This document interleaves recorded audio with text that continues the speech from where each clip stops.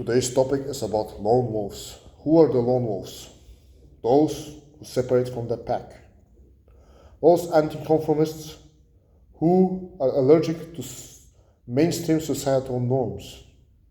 Those who do it in a smart way and not necessarily in the anti-social degenerate way. That's the true meaning of a lone wolf, a different thinker.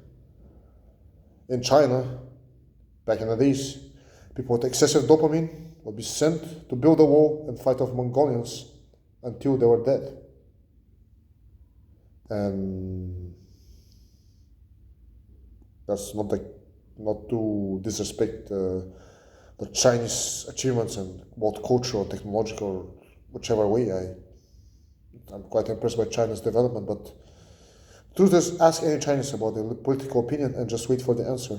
There'll be not an answer. There'll be no answer. None of them allowed to speak their mind.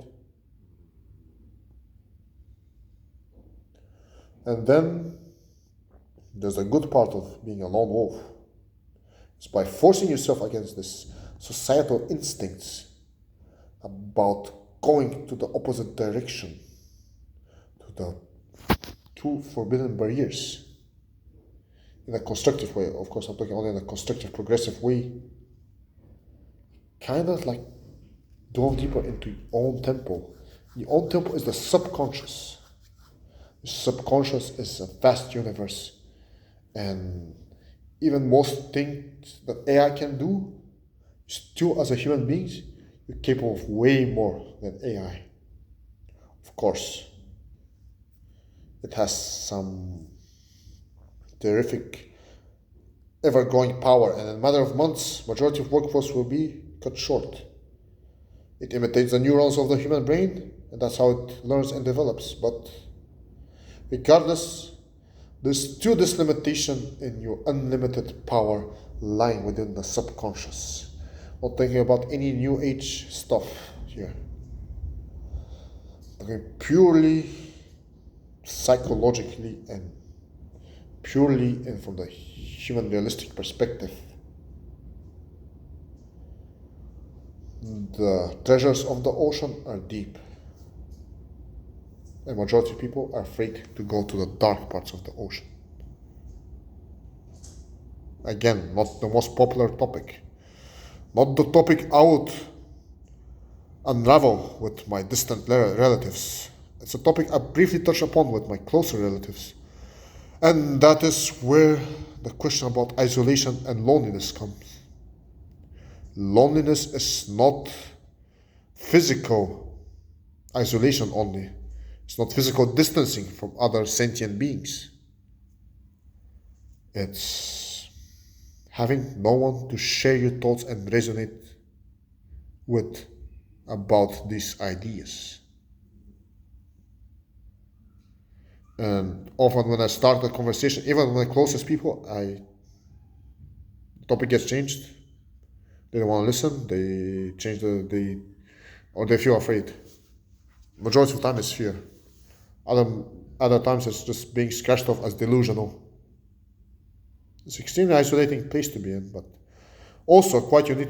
I feel I have a quite unique perspective about the whole conflict as a Palestinian, as a even 50% Palestinian, whatever. I still feel like my heart is bleeding for this country as much as anyone else. It's just a symbolic notion about justice that makes me so passionate about it. I can even forget my own origin, but I'll still be ravenously protecting the ideas about justice. I'll be relentless defender of what is just and unjust. And do I have to? No.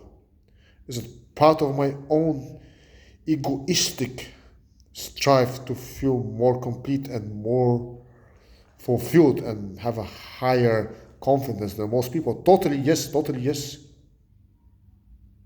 I feel like taking a stance with whichever matter it is, not only about the Palestinian issue. I feel like taking a stance about what is right in the face of the crowd. It's very liberating, very powerful. It really elevates you spiritually or like carnally or like psychologically you become a higher man just by accepting your differences. And if you feel yourself you're very different from anyone else, no, you're not alone. Every society has lone wolves. It's just for you to accept it, acknowledge it as the coolest thing, and to harness that power for you, the unraveling of your own potential, to harness this as a strength, not as a weakness. Because being a lone wolf is extremely powerful. Yes, it's isolating, but having the role of an observant viewer of society from sideways can teach you a lot. It can open doors most people don't know about. Yet not a popular topic. And majority of topics I'm choosing not to disclose publicly in the cyberspace because I might get in real danger. And whether you believe me or not, I don't care. I'm not disclosing anything. There are groups of people that would feel rather uncomfortable about making such narrative widespread. And even if it was widespread, believe me, it's so crazy that most people just scratched off. It's a wild conspiracy theory. But in recent times, we see conspiracy theory becoming a reality. So therefore, people will learn eventually, or maybe they'll not. They might know after 50 years, maybe not. Honestly, it's not a concern. Because being a lone wolf, it's not being a teacher of others. It's about being a student for yourself. Being in constant process of acquiring knowledge and always being a student for your own self, not for the saving or benefit of others. I cannot save the human beings. Most people deserve to be sheep. They deserve to be sheep. They deserve to be sheep because they're too scared to ask questions about basic knowledge, about basic reality. The fact of the matter is that exists way beyond your own perceptions, dreams, and aspirations, your life experiences. In such cases, I say a most illustrative example of this is might is right. No matter how morally incorrect your oppressor is, he is right because he holds the sword. And that is the most objective catalyst, force, power. It covers all organic life. I'm going to say something politically questioning, but if somebody live streams a genocide 24 hours in front of your eyes, nobody's doing anything, that speaks volumes about their force. You can just swear, shout, whatever, to keep going on. Because might is right. Might was right for the Nazis, might was right for Caesar, when for the Roman community killed Caesar. Might was right when Stalin wiped out millions of people. It was right. He was the one who was right. And that is an example of how the world exists beyond your understanding of it. Just a tiny example.